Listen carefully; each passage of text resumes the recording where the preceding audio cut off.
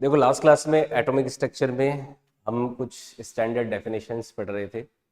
एक बार quick recap कर लेते हैं क्या क्या अपन पढ़ रहे थे, उसके बाद में आगे बढ़ते हैं। देखो लास्ट क्लास में जो अपन पढ़ रहे थे वो क्या था। एक तो आयनाइजेशन एंथैल्पी, आयनाइजेशन एनर्जी क्या होती है, सेपरेशन एनर्जी क्या होती है, ये सारे डेफिनेशंस अपन पढ़ रहे थे, है ना। ग्राउंड स्टेट क्या होता है ना। हमने पढ़ा एक्साइटेशन स्टेट क्या होता है। ठीक है, ये टर्मिनोलॉजीज क्लियर है क्योंकि इस पे बेस अभी अपन कुछ सवाल लेने वाला है। एक्साइटेशन एनर्जी क्या होती है, फिर आयनाइजेशन एनर्जी क्या होती है, फिर आयनाइजेशन पोटेंशियल क्या होता है, ये सब अपन ने पढ़ा। अब देखो अपन ये जो टर्मिनोलॉजीज है इन पे बेस्ड कुछ सवाल लेते हैं। जैसे सवाल क्या है, क्वेश्चन है कि calculate ionisation energy of lithium plus plus ion. Calculate, जैसे क्वेश्चन है मान लो, calculate ionisation energy of lithium plus plus ion. Hydrogen के लिए भी लिख कर सकते हैं, calculate ionisation energy of lithium plus plus ion. मान लो लिथियम प्लस प्लस आयन है, इस आयन की हमें क्या पता लगानी है, आयनाइजेशन एनर्जी पता लगानी है। अब आयनाइजेशन एनर्जी क्या होती है, इलेक्ट्रॉन को जब अपन कहाँ से, आयनाइजेशन एनर्जी क्या था, जब इलेक्ट्रॉन को कहाँ से लेके जाते हैं, ग्राउंड स्टेट से कहाँ लेके जाते हैं, इन्फिनिटी पे लेके जाते हैं। तो उस प्रोसेस में जो रिक्वायर्ड एनर्जी होती है वो क्या कहलाती है, आयनाइजेशन एनर्जी कहलाती है ना। जब इलेक्ट्रॉन को कहाँ से कहाँ ले जाते हैं, ग्राउंड स्टेट से कहाँ ले जाते हैं, इन्फिनिटी पे लेके जाते हैं। तो उस प्रोसेस में जो रिक्वायर्ड एनर्जी होती है वो क्या कहलाती है, आयनाइजेशन एनर्जी। यानी कि हमारी आयनाइजेशन एनर्जी क्या हो जाएगी, लिथियम के लिए जो E1 से E इन्फिनिटी तक जाएंगे, तो E इन्फिनिटी तो हमेशा क्या होता है, जीरो होता है।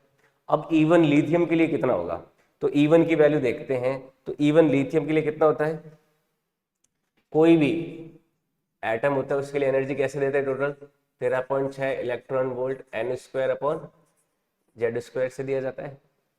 N square upon Z square से या Z square upon N square से, Z square upon N square से देते हैं ना। ये टोटल एनर्जी का फॉर्मूला होता है कोई भी एटम के लिए जिसका एटॉमिक नंबर जेड हो और उसका ऑर्बिट कोई एनर्जी लेवल nth हो। तो -13.6 electron volt Z square upon N square. अब लिथियम के लिए जेड की वैल्यू कितनी होती है, 3। हाइड्रोजन हीलियम लिथियम, लिथियम किस पे आता है, 3 नंबर पे। तो जेड कितना हो गया, 3।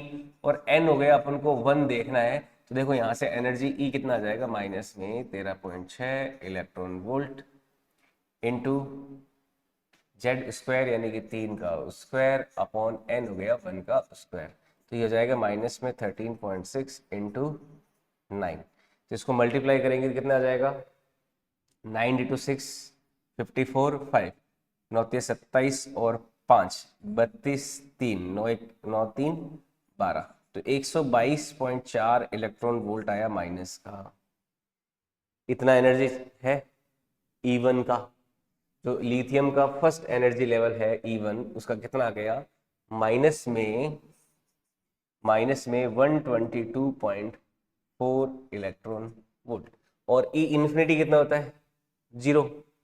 तो अब आयनाइजेशन एनर्जी कितनी होगी, आयनाइजेशन एनर्जी का फॉर्मूला या फिर किस तरह से करेंगे, जो आयनाइजेशन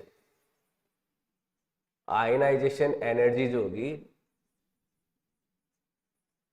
जिसको शॉर्ट में आईई भी बोलते हैं, ये आईई देखो क्या हो जाएगी, कैसे निकालेंगे, ये निकालेंगे जो फाइनल एनर्जी है कहां पर, इन्फिनिटी पे, माइनस इनिशियल एनर्जी कहां पर, फर्स्ट एनर्जी लेवल पर।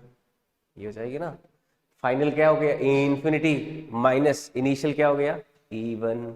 तो यहां से जो आयनाइजेशन एनर्जी है ये हो जाएगी ई इन्फिनिटी तो हो गई 0, माइनस ऑफ E1 कितना हो गया, माइनस में 122.4 electron volt.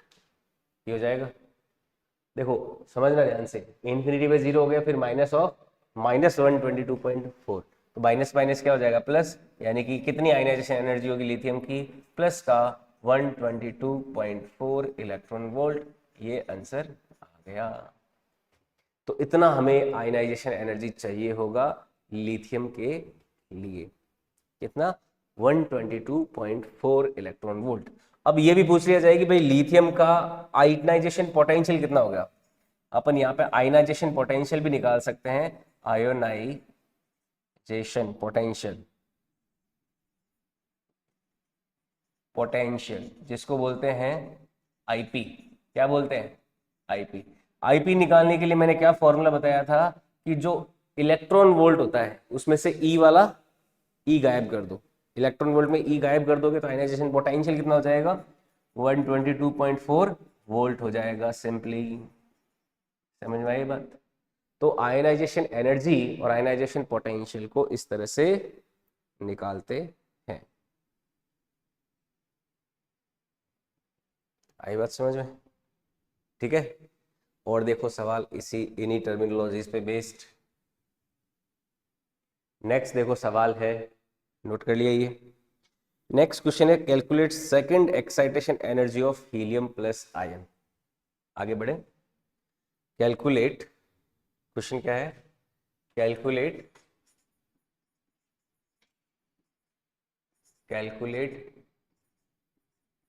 Second excitation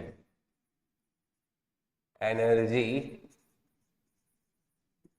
for helium plus ion. Helium plus ion का सेकंड एक्साइटेशन एनर्जी पता लगाइए।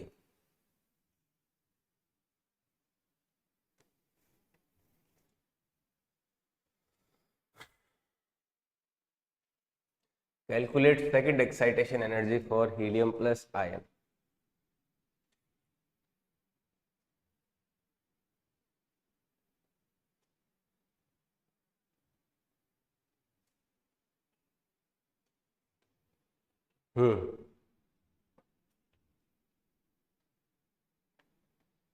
Calculate second excitation energy for helium plus ion. Helium plus ion के लिए सेकंड एक्साइटेशन एनर्जी निकालना है।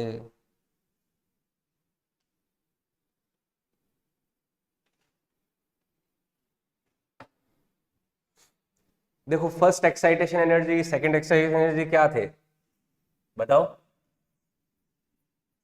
फर्स्ट एक्साइटेशन एनर्जी किसको बोला गया? जब इलेक्ट्रॉन कहां से कहां जाता है? कहां से कहां जाता है? ग्राउंड से। जब फर्स्ट ग्राउंड से जब n बराबर 1 से जब n बराबर 2 में जाता है उसको बोलते हैं फर्स्ट एक्साइटेशन एनर्जी। और जब ग्राउंड से किस में जाएगा? सेकंड में। भाई एक्साइटेशन एनर्जी के लिए क्या बताया था मैंने? देखो एक्साइटेशन एनर्जी क्या था? 1 से 2 में जाता तो फर्स्ट, 1 से 3 में जाएगा तो सेकंड, 1 से 4 में जाएगा तो थर्ड। अपन को कौन सा निकालना है? 1 से थर्ड निकालना है। लेकिन किसके लिए निकालना है ये भी बात ध्यान में रखना। हीलियम प्लस आयन के लिए। तो हीलियम के लिए जेड कितना होता है? हीलियम के लिए जेड 2 हो जाता है। हमें एनर्जी हीलियम के लिए कहां से कहां तक निकालनी है? E1 से कहां जाना है? E3 में जाना है सेकंड एक्साइटेशन एनर्जी के लिए। अब हीलियम के लिए E1 कितना होगा और E3 कितना होगा ये पता लगाना है। तो E1 या फिर पहले एनर्जी का फॉर्मूला क्या हो गया वो लिखोगे, माइनस में 13.6 electron volt Z square upon में एन स्क्वायर। यहाँ पे जेड की वैल्यू रखिए, एन की वैल्यू रखिए, E1 E3 की वैल्यू निकाल लीजिए और फिर एक्साइटेशन एनर्जी क्या हो जाएगी? E3 माइनस E1, है ना। जो एक्साइटेशन एनर्जी होगी वो हो जाएगा, जो एक्साइटेशन एनर्जी होगा कौन सा? सेकंड। ये क्या होगा? ये होगा E3 माइनस E1।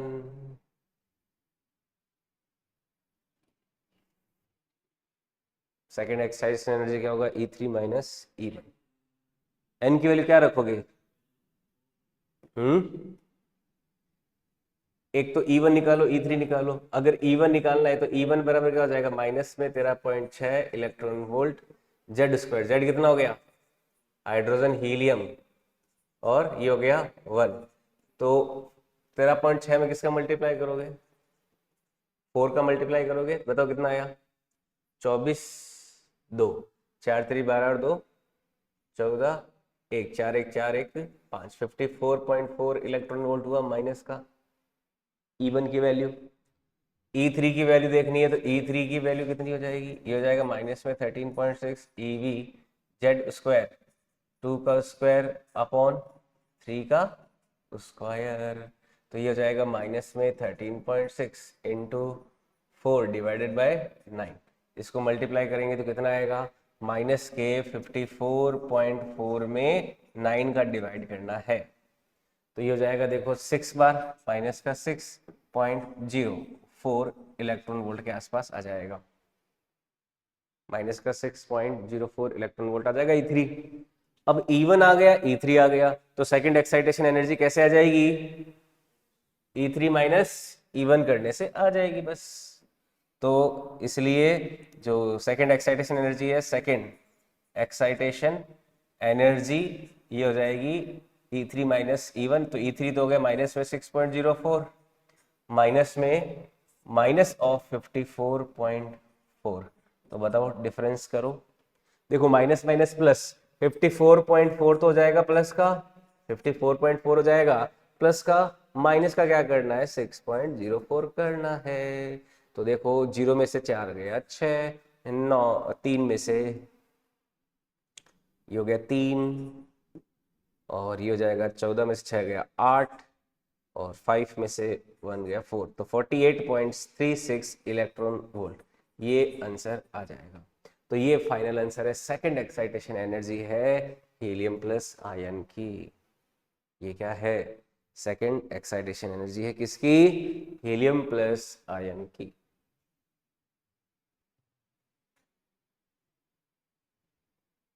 क्लियर है ये सवाल, बताओ।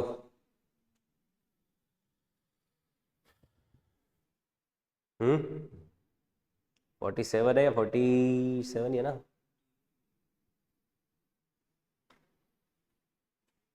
48 आएगा या 47,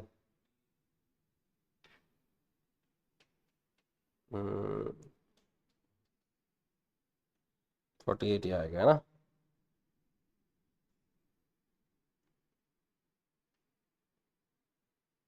देखो एक डेफिनेशन मैं और बता रहा हूं आपको, binding energy and separation energy, है ना, एक टर्म है, इसको भी अपन समझते हैं और उसको उसका भी एक न्यूमेरिकल कर लेते हैं, नोट कर लिए यहाँ तक। ठीक है, देखो नेक्स्ट एक टर्म है, इसको बोलते हैं बाइंडिंग एनर्जी और सेपरेशन एनर्जी। क्या बोलते हैं इसको, binding energy oblique separation energy. Binding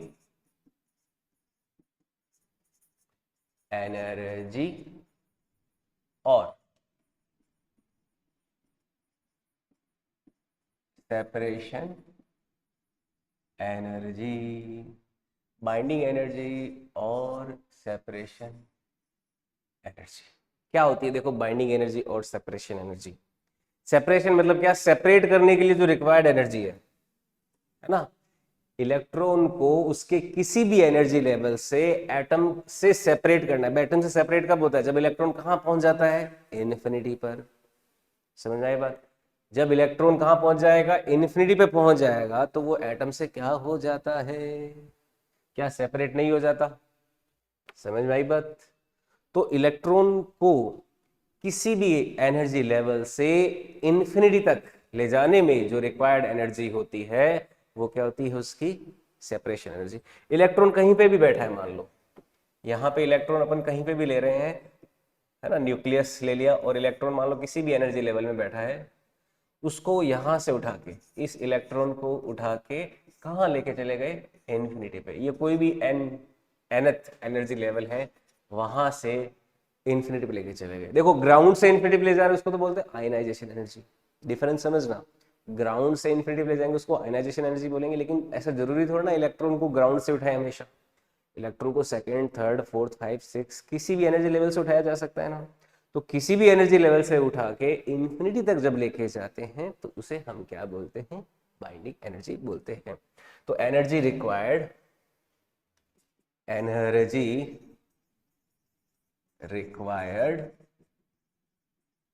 for moving electron from any energy level to infinity, है ना, इज कॉल्ड बाइंडिंग एनर्जी या फिर सेपरेशन एनर्जी, है ना। इसको इस तरह से डेफिनेशन वाइज ध्यान रखना।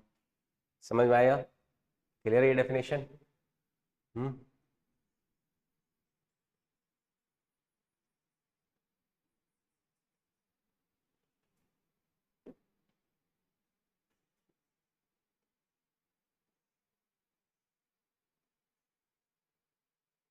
ओके, क्लियर है बाइंडिंग एनर्जी और सेपरेशन एनर्जी। इसका देखो सवाल देखें, फटाफट इसका सवाल भी देख ले। हाँ, तो कोई भी एनर्जी लेवल हो, सेकंड, थर्ड, फोर्थ, फाइव, कुछ भी हो। अब जैसे सवाल क्या है, कैलकुलेट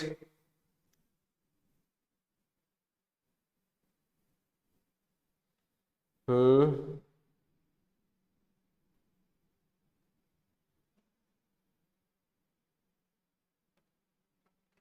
मान लो सवाल है, for hydrogen atom calculate its binding energy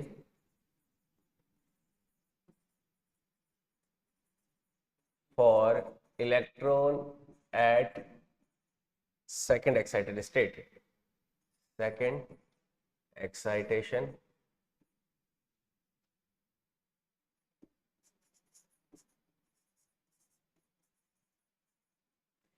hydrogen atom के लिए जो इलेक्ट्रॉन सेकंड एक्साइटेशन स्टेट में हो, तो उसके लिए बाइंडिंग एनर्जी क्या होगी।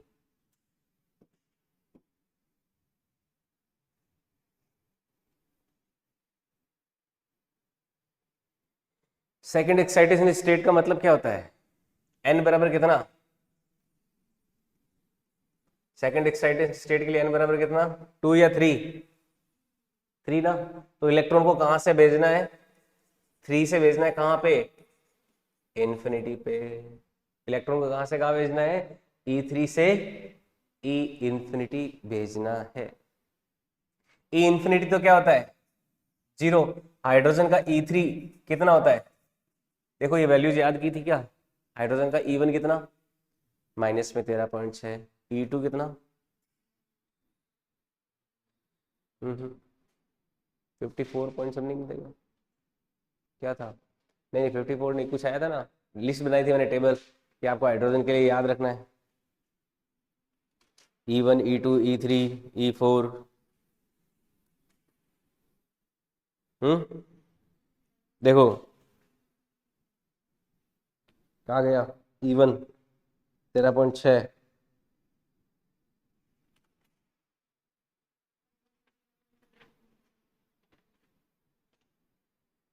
ई टू था 3.4, है ना।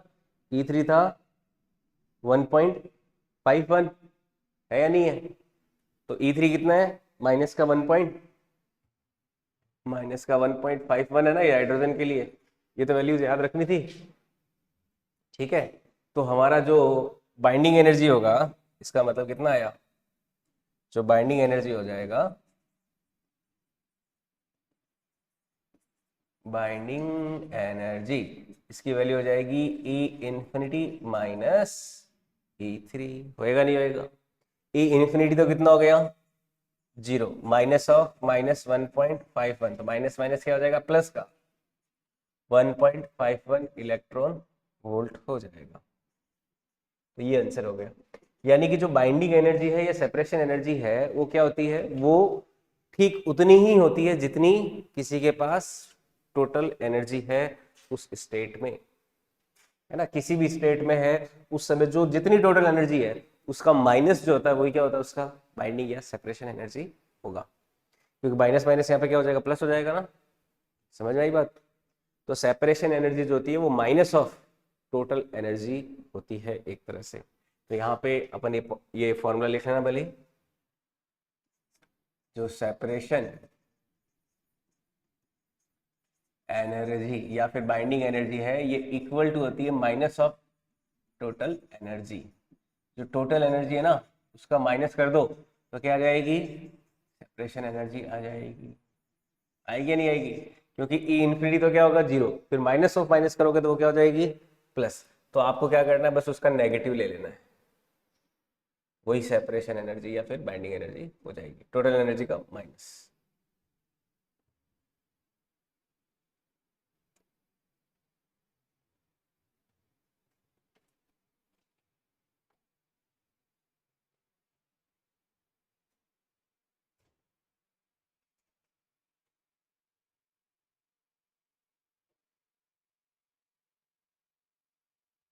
ठीक है।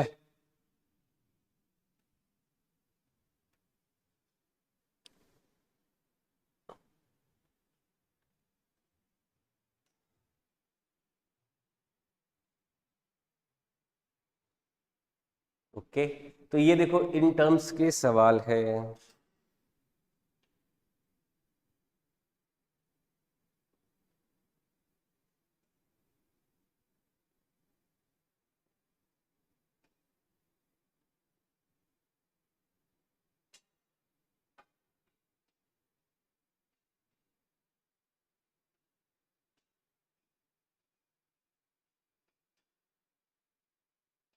आगे बढ़े।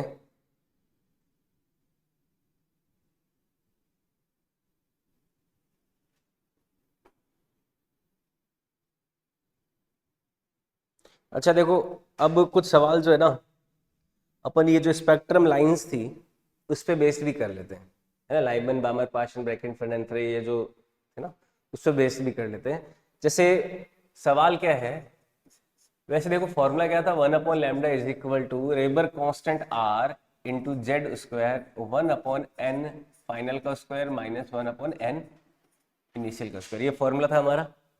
आर क्या, रेबर कांस्टेंट, और जेड क्या है यहाँ पे, एटॉमिक नंबर, है ना। देखो सवाल क्या है, हीलियम के लिए, मान लो हीलियम के लिए जैसे क्वेश्चन है कि आर के टर्म्स में ही बताना है अपन को, calculate wavelength of second line of Balmer series for helium plus ion. देखो सवाल क्या है, calculate calculate wavelength of second line of Balmer series for second line of Balmer series for helium plus ion.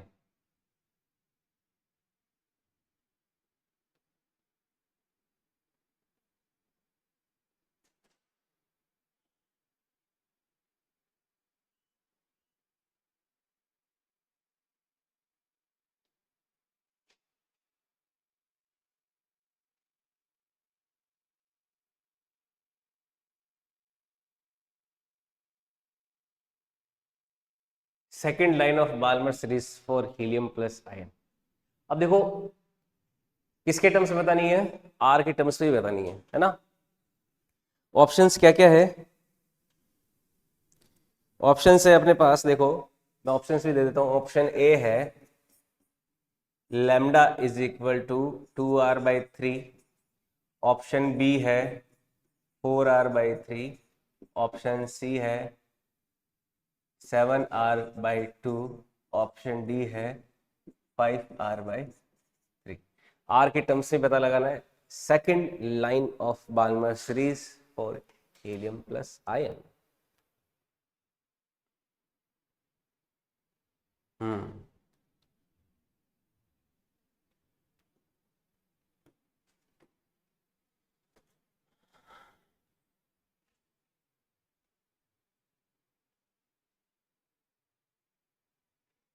Second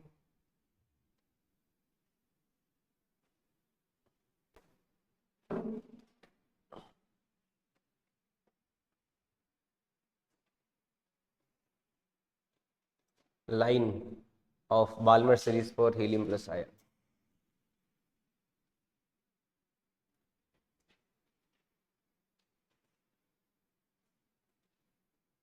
अब देखो Balmer की second line है। पहली बात तो बाल्मर के लिए फाइनल क्या होता है, बाल्मर सीरीज के लिए हमेशा इलेक्ट्रॉन कहां जाता है, कहीं से भी कहां जाएगा, एन फाइनल कितना होता है बाल्मर सीरीज के लिए, टू होता है ना। अब बाल्मर की देखो फर्स्ट लाइन जो होती है, फर्स्ट लाइन कौन सी होती है, 3 से 2 के लिए, तो सेकंड लाइन कौन सी हो जाएगी, 4 से 2 के लिए। तो एन इनिशियल कितना हो जाएगा, क्या 4 नहीं हो जाएगा, समझ में आई बात। बाल्मर की फर्स्ट लाइन कौन सी थी, 3 से 2 वाली, सेकंड लाइन कौन सी हो जाएगी, 4 से 2 वाली, थर्ड लाइन कौन सी हो जाएगी, 5 से 2 वाली, ऐसे ऐसे चलता है, ये बताया था मैंने, first line second line third line. तो हमें सेकंड लाइन के बारे में बताना है। अब बताओ कैलकुलेशन करो, और हीलियम प्लस आयन है तो जेड बराबर कितना ले लोगे, 2। ये वैल्यूज रख के पता लगो लैम्बडा कितना है, कौन सा ऑप्शन सही है।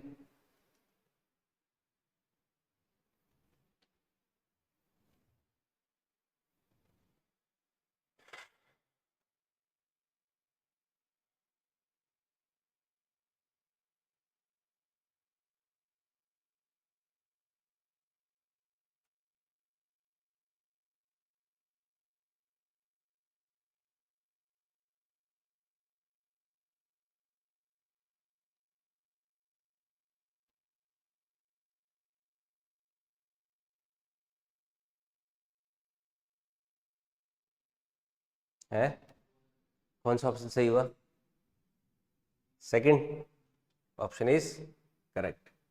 तो आ जाएगा 1/λ is equal to R times Z square, यानी कि 2 का स्क्वायर, 1/n फाइनल का स्क्वायर यानी कि 2 का स्क्वायर, माइनस 1/n इनिशियली का स्क्वायर यानी कि 1/4 का स्क्वायर। तो 1/λ is equal to R times 4 into 1/4 minus 1/16। नीचे वाला 4 कॉमन लेके इससे कैंसिल आउट कर दें तो ये क्या हो जाएगा, आर टाइम्स 1/1 माइनस 1/4 हो जाएगा। नीचे देखो 4 कॉमन लेके बाहर निकालोगे तो बाहर वाले 4 से कैंसिल आउट हो जाएगा, तो ये कितना हो जाएगा, 4 में से 1 गया 3, तो यह जाएगा 3r/4। अच्छा अच्छा, आर नीचे आएगा क्या, 1/λ की वैल्यू आई 3r/,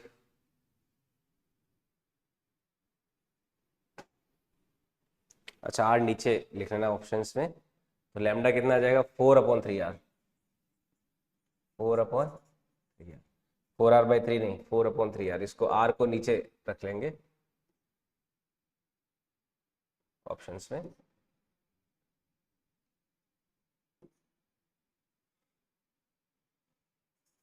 ठीक है, तो सेकंड ऑप्शन आ गया करेक्ट। क्लियर।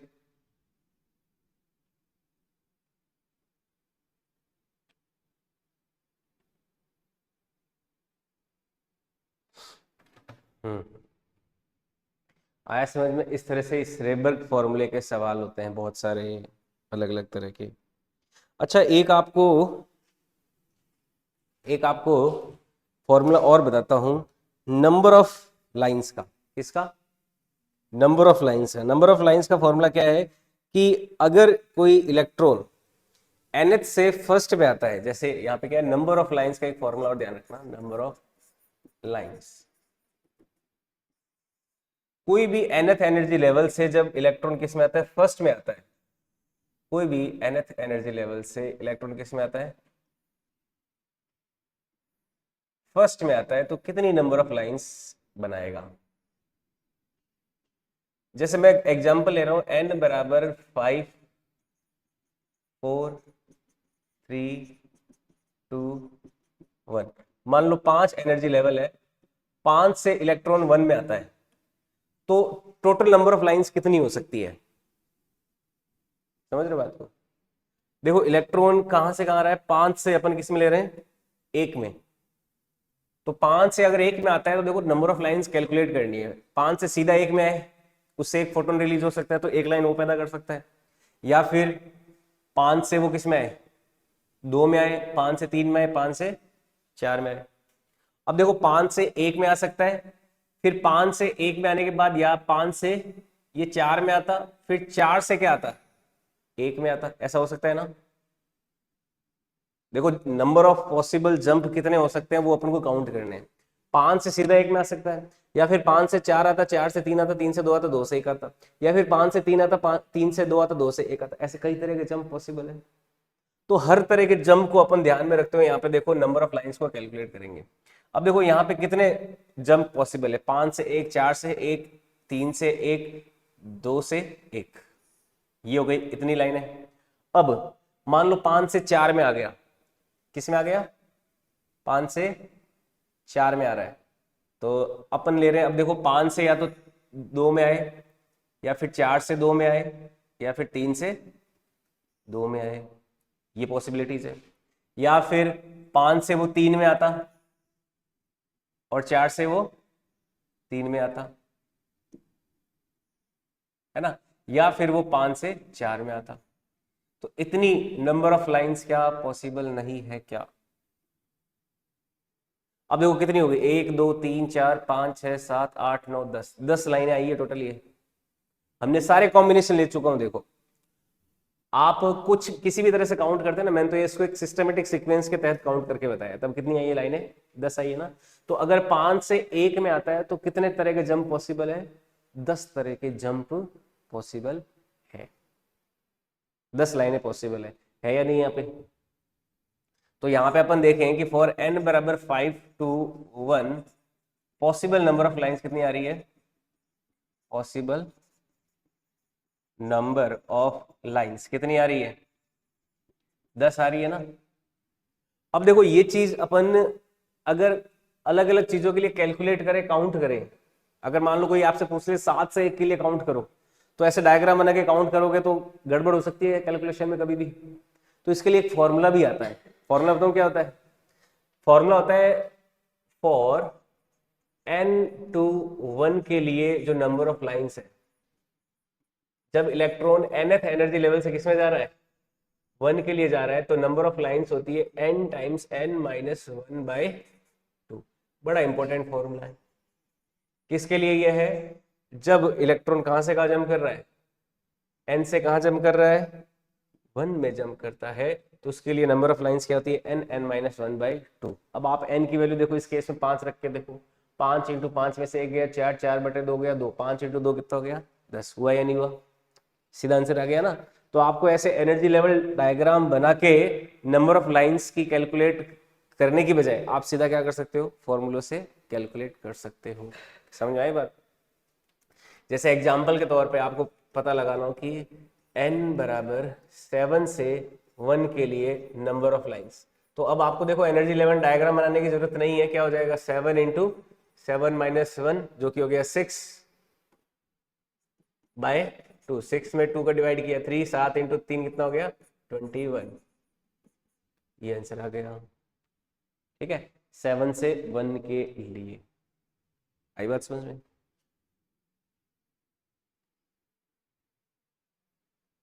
और देखो, अब देखो ये तो है nth से 1 के लिए नंबर ऑफ एनर्जी लाइन, लेकिन अगर मान लो 5 से 3 आता या 5 से 2 आता, तब एनर्जी नंबर ऑफ लाइंस कितनी होती?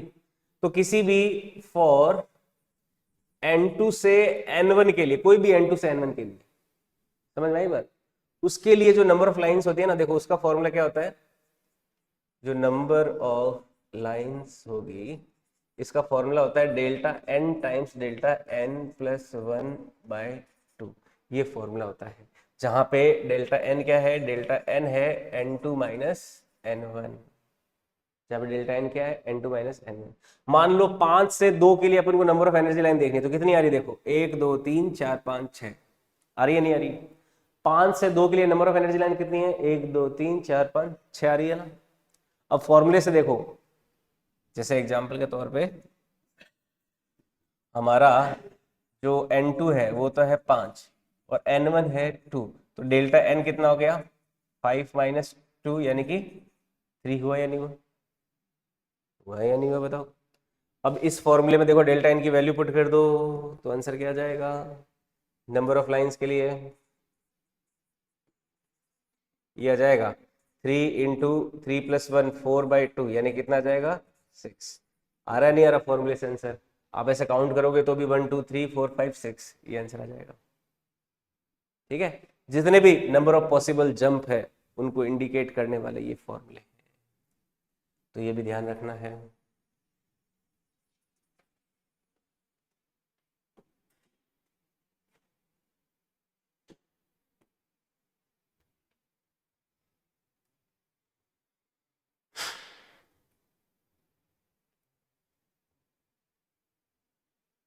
ओके,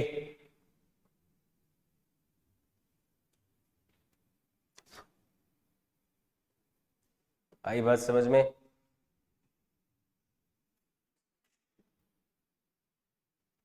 तो इतने तरह के सवाल बोहर के एटॉमिक मॉडल से बन रहे होते हैं, बनते हैं।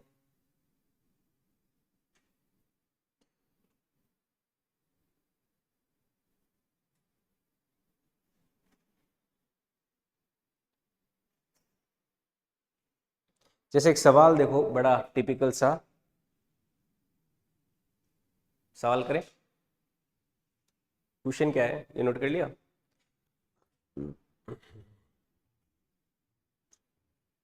क्वेश्चन क्या है देखो, in a hydrogen like atom, in a hydrogen like atom, all the ions, all the ions are in a particular excited state। सारे जो है पर्टिकुलर एक्साइटेड स्टेट में है। when electron make transition up to ground state, transition up to ground state, then 6 different types of photons are observed। ठीक है। if second excitation potential of the sample is एक minute, अरे सवाल गलत हो गया, दूसरा दिया, ये नहीं।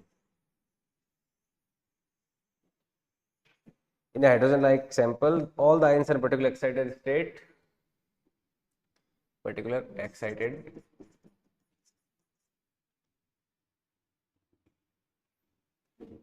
state। क्वेश्चन क्या है? if electron make ट्रांजिशन, देखो सवाल की लैंग्वेज से समझना, up to first excited state, then 15 different lines,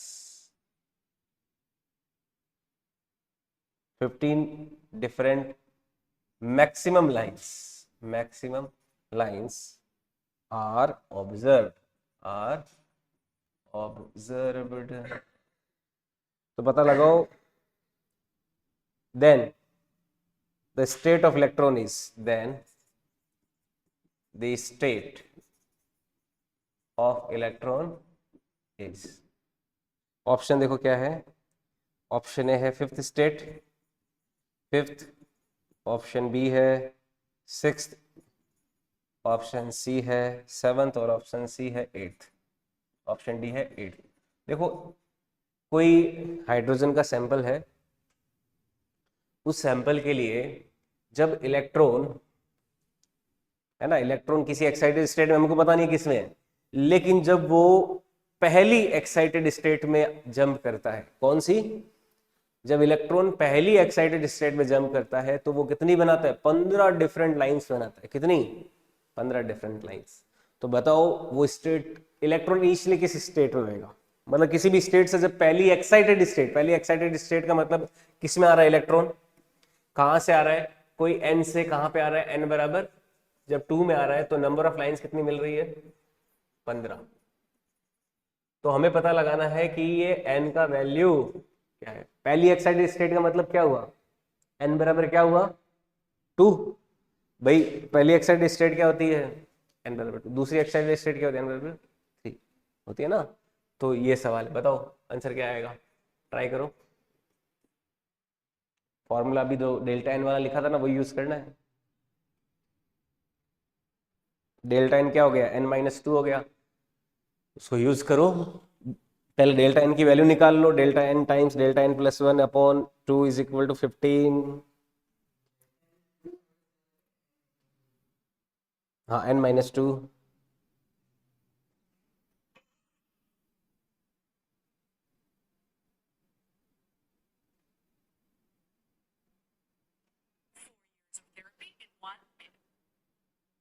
ठीक है,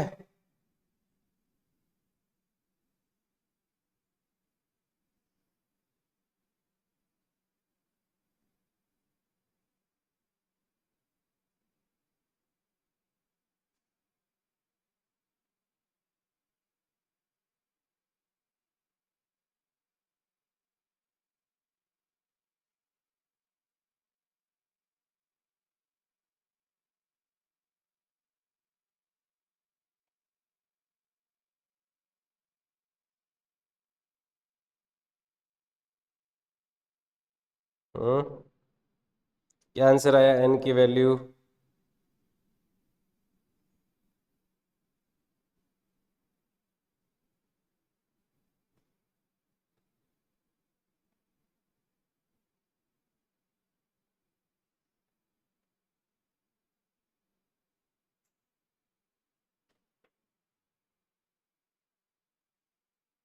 आया क्या? निकालो।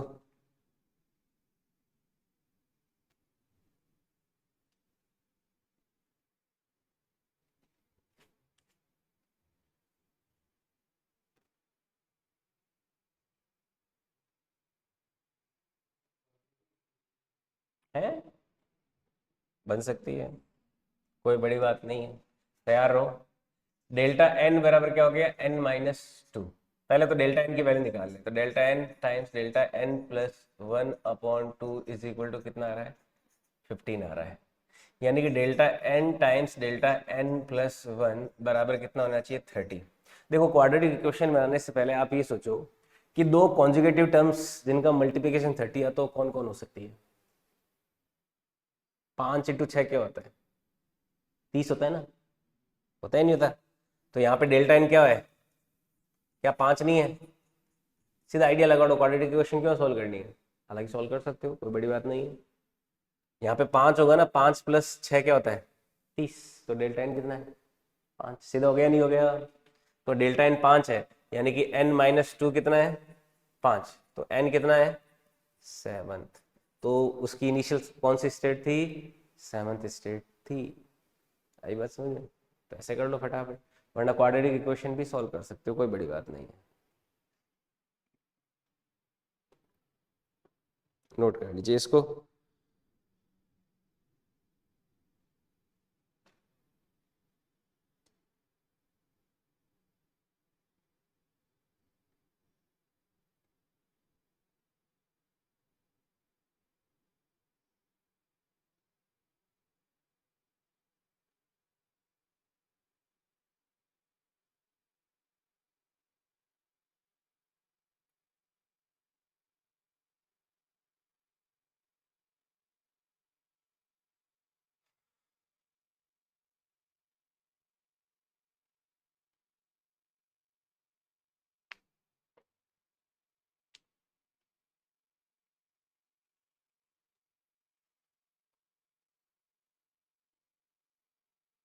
आगे बढ़े।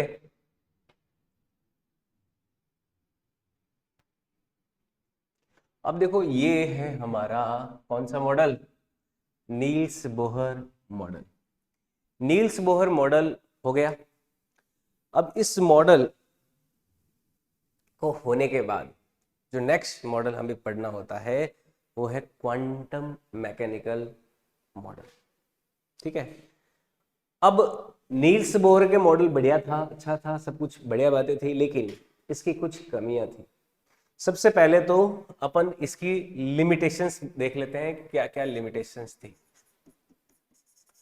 Limitations of Bohr model. क्या क्या लिमिटेशंस थी बोहर मॉडल की? सबसे पहली कमी तो यही थी देखो पहली कमी सबसे क्या थी, ये जो मॉडल है केवल हाइड्रोजन लाइक एटम्स के लिए ही वैलिड है। सिंगल इलेक्ट्रॉन स्पीशीज जो होते हैं ना, जिसमें केवल एक इलेक्ट्रॉन होता है, उनके लिए वैलिड है। Only valid, only valid for one electron species like hydrogen. Hydrogen के जैसे कौन कौन से हो गए, हीलियम प्लस हो गया या लिथियम प्लस टू हो गया, है ना, ऐसे इन्हीं के लिए वैलिड और किसी के लिए वैलिड नहीं है ये मॉडल। नहीं, ये हीलियम के लिए वैलिड नहीं है, हीलियम प्लस के लिए वैलिड है, लेकिन हीलियम के लिए वैलिड, हीलियम में क्या होता है, 2 इलेक्ट्रॉन होते हैं, लिथियम में 3 इलेक्ट्रॉन होते हैं, उनके लिए वैलिड नहीं है। लेकिन लिथियम प्लस टू का मतलब क्या, उनमें से 2 इलेक्ट्रॉन निकल गए तो क्या बच गया, 1 इलेक्ट्रॉन, तो उसके लिए जरूर वैलिड है। समझ में आया बात। दूसरा, ये जो मॉडल है ये हमें शेल्स, सबसेल्स, इनके बारे में कोई जानकारी नहीं देता। It do not give, it do not give any information about shells और सबसेल्स। ठीक है, सेल्स और सबसेल्स जैसे SPDF, ये सब अपन पढ़ेंगे, उनके बारे में कोई जानकारी नहीं देता, ये दूसरा इसका लिमिटेशन है। तीसरा लिमिटेशन क्या है, देखो एक अभी प्रिंसिपल पढ़ेंगे, हाइजेनबर्ग अनसर्टेनिटी प्रिंसिपल। क्या पढ़ेंगे, हाइजेनबर्ग क्या कहता है कि जो माइक्रो एटम्स होते हैं ना, उनके लिए डेफिनेट पोजीशन और मोमेंटम को एक साथ निकाला नहीं जा सकता। पोजीशन और मोमेंटम किसी भी पार्टिकल का, जो छोटे टाइनी पार्टिकल उनका निकालना इम्पॉसिबल है ना। तो ये वायलेट करता है हाइजेनबर्ग अनसर्टेनिटी प्रिंसिपल, जो अभी पढ़ने वाले अपन। It violates, it violates, it violates Heisenberg's uncertainty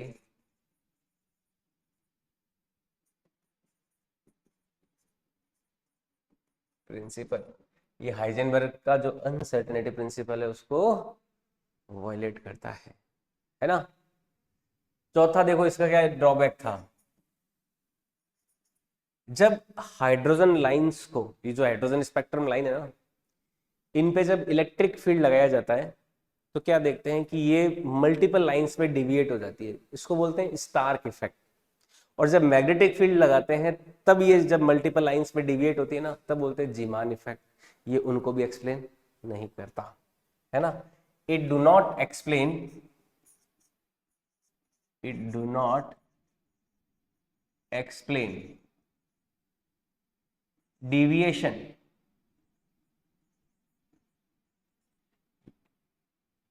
deviation of hydrogen spectrum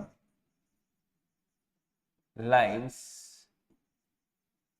due to electric field. और इलेक्ट्रिक फील्ड की वजह से होता है तब तो इसको बोलते हैं स्टार्क इफेक्ट। क्या बोलते हैं, Stark effect due to electric field lines and due to magnetic field.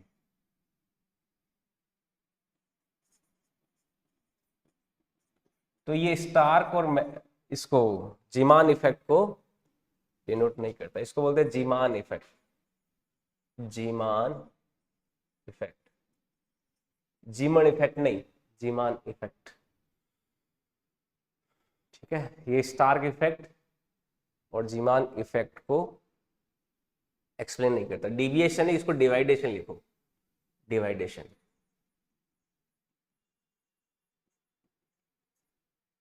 डिवाइडेशन मतलब एक सिंगल लाइन जो होती है ना, वो ऐसे single hydrogen spectrum line multiple lines में इस तरह से डिविएट होने लगती है, इसको स्टार्क और जीमान इफेक्ट बोलते हैं। तो इसका है इसका जो बोहर के मॉडल में कोई एक्सप्लेनेशन हमें नहीं मिलता। तो ये बोहर की मॉडल की लिमिटेशंस हैं। इन्हीं लिमिटेशन को दूर करने के लिए आया कौन, कौन कौन कौन आया? श्रोडिंगर आया, जो लाया क्वांटम मैकेनिकल मॉडल, है ना। क्वांटम मैकेनिकल मॉडल में क्या करते हैं, इलेक्ट्रॉन के हर एनर्जी लेवल को एक अलग अलग क्वांटों में डिनोट करते हैं, जिसको अपन को अब आगे पढ़ना है। ये लास्ट एटॉमिक मॉडल है क्वांटम मैकेनिकल मॉडल। ठीक है, आई बात समझ में? चलो यहाँ तक अभी इतना ही रखते हैं, नेक्स्ट क्लास में करते हैं।